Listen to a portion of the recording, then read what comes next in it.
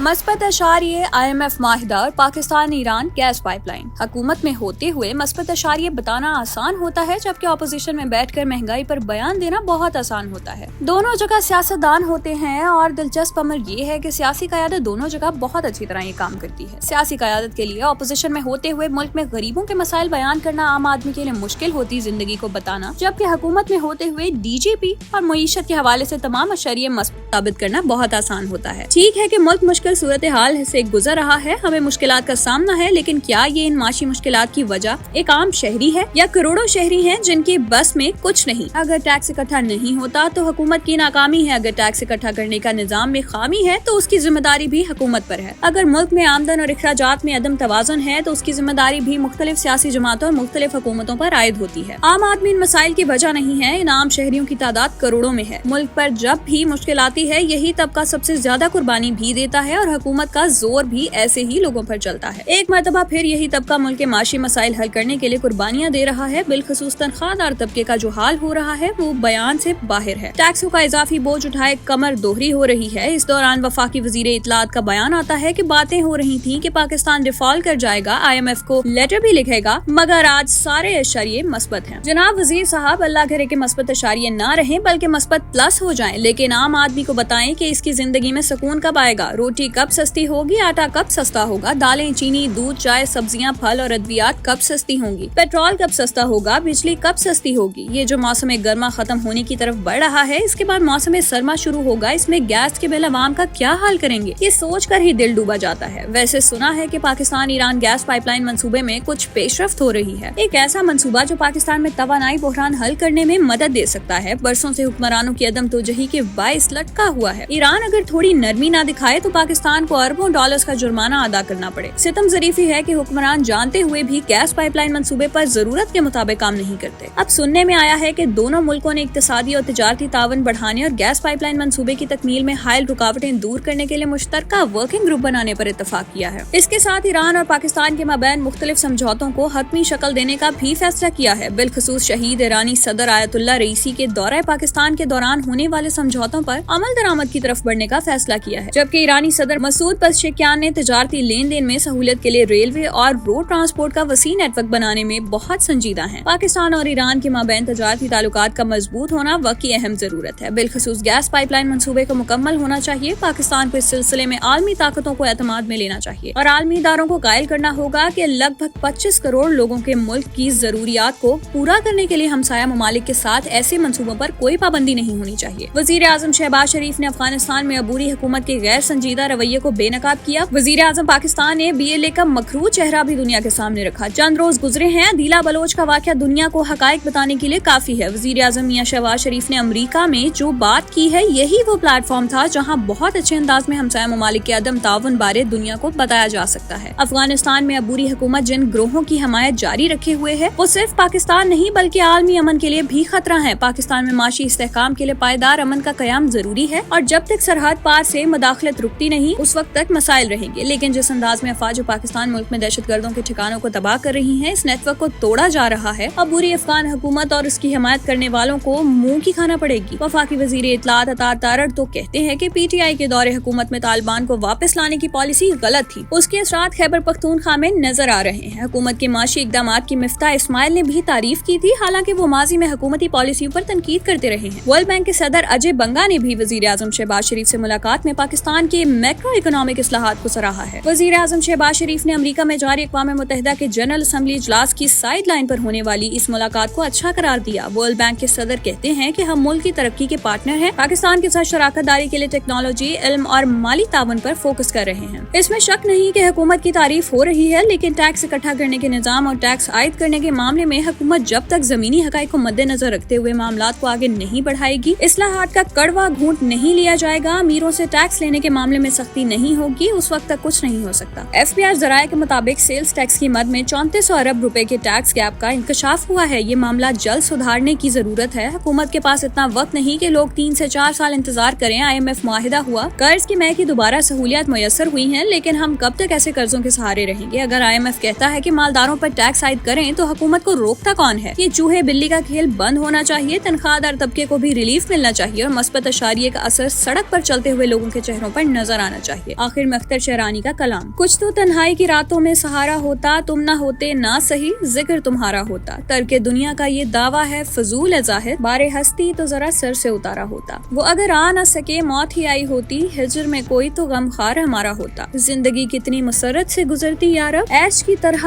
غم بھی گوارا ہوتا، عظمت گر یہ کو کوتاہ نظر کیا سمجھے، اشک اگر اشک نہ ہوتا تو ستارہ ہوتا، لب زاہد پہ ہے انسان حور جنت، کاش اس وقت میرا انجمن آرا ہوتا، غم الفت جو نہ ملتا غم ہستی ملتا، کسی صورت تو زمانے میں گزارا ہوتا، کسی کو فرصت تھی زمانے کے ستم سہنے کی، گر نہ اس شوق کی آنکھوں کا اشارہ ہوتا، کوئی ہمدرد زمانے میں نہ پایا اختر، دل کو حسرت ہی رہی کوئی ہمارا ہوتا۔